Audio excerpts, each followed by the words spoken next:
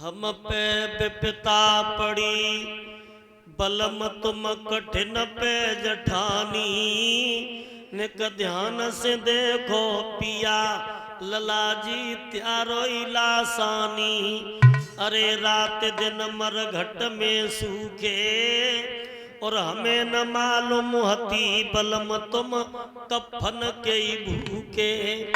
लला को दाग लगा दियो और आधी साड़ी बची मात ने कफन दे दियो।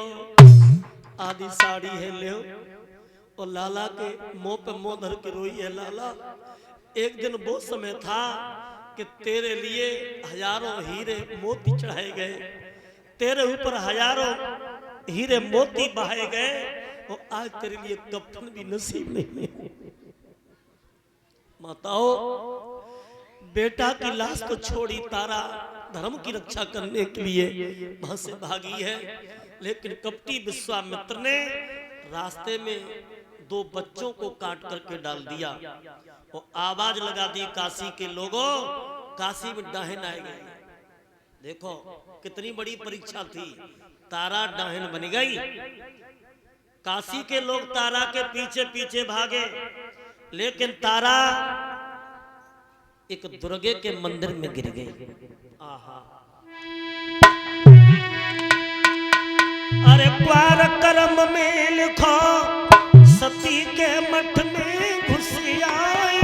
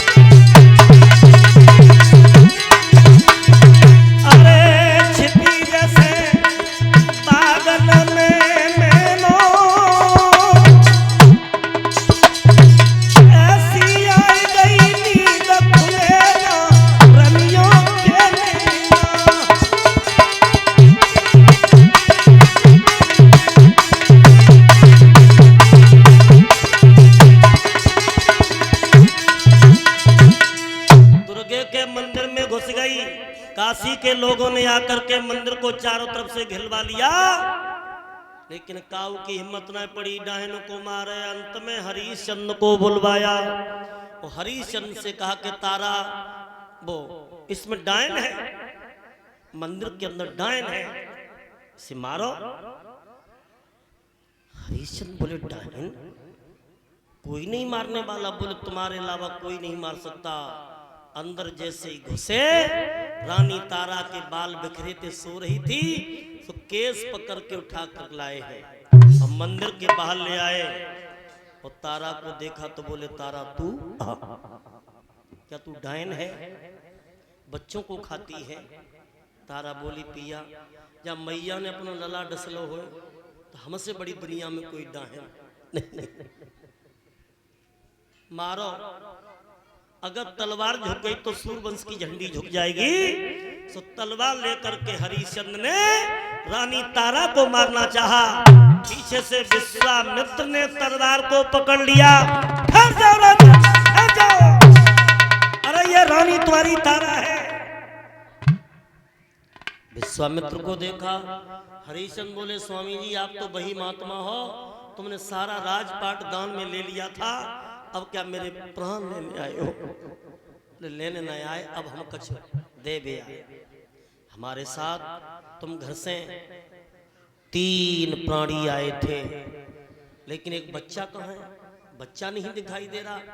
सो हरिश्चंद्र और रानी तारा रोए के बोले स्वामी जी मेरा बेटा तो परदेशों के बीच में मर गया, मेरे बेटा को नाग ने डस लिया, वो अभी तो बेटा की लाश मरघट में पड़ी। हरिश्चंद्र बोले मैं मरघट में लाश को छोड़ के भागा था, डाहन का नाम सुन के। बोले राजन तेरा बेटा मरा नहीं है, तेरा बेटा जिंदा है। अपने बेटा को आवाज लगा, सोई हरिशन ने आंखों में आंसू भर के बेटा को आवाज लगाई, ओ मेरे बेटा रोहित तुम्हारा आज तेरा बाबू रहो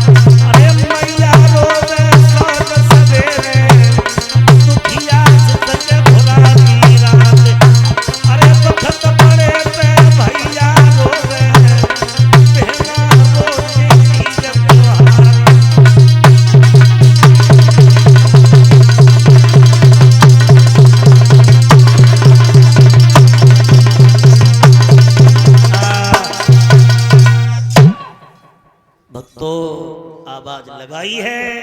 रोहितास भागता हुआ आता है, माता पिता के पैरों में गिर गया। सोई विश्वामित्र ने कहा कि राजन तेरे गुरु के कहने पे तेरी परीक्षा की थी, अब तू परीक्षा में पास हो गया, जा तेरा राज पुनः वापस करते हैं। हरिशन पुनः राजा बने, सतमत छोड़े सूर्य मां, सत छोड़े पत जाए, सत की बांधी लक्ष्मी सो फेर मिलेगी आए। और इसी बीच में